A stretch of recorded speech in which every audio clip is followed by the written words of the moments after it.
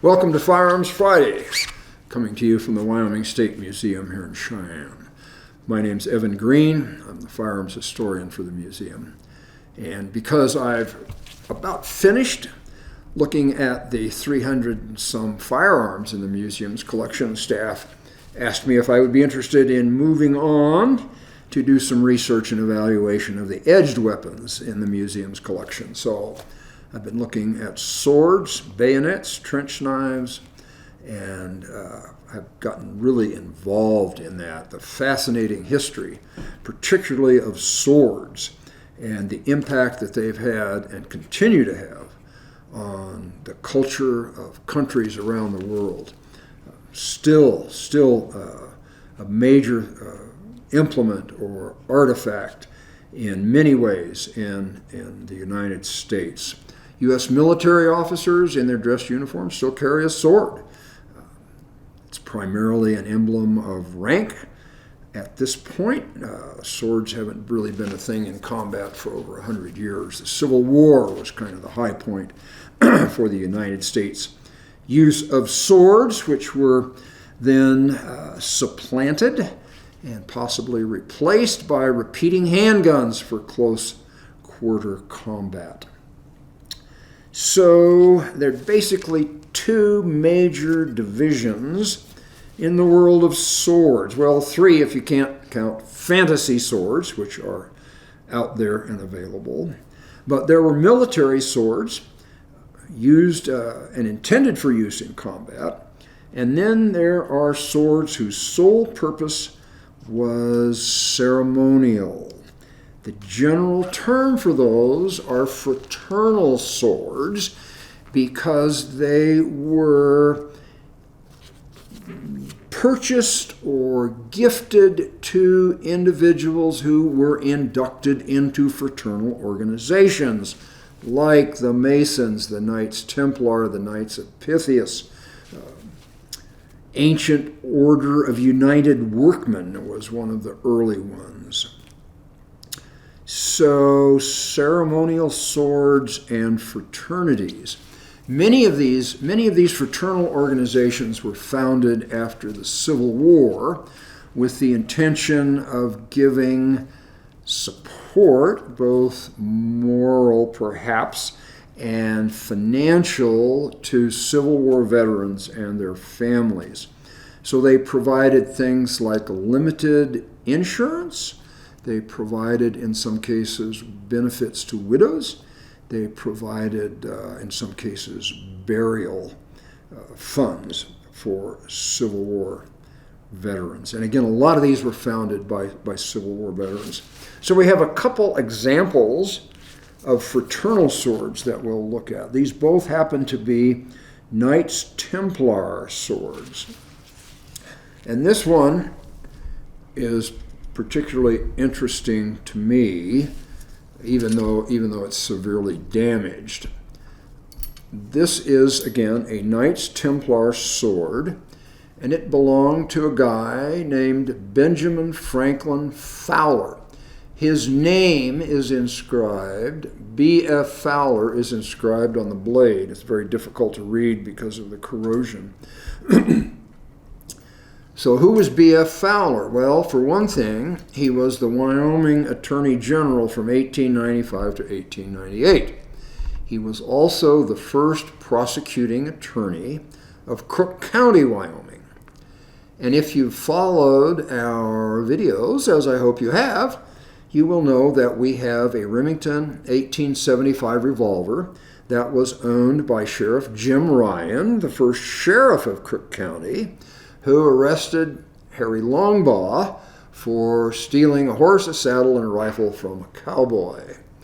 Longbaugh was rearrested and sentenced to 18 months in the Sundance jail. So that's probably how the Sundance Kid got his nickname. At least the town of Sundance on their homepage claims that that's the reason he's called the Sundance Kid.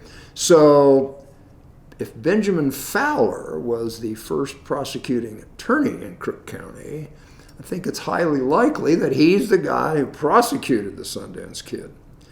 So again, this sword was badly damaged in a fire at the Masonic Temple in Sundance.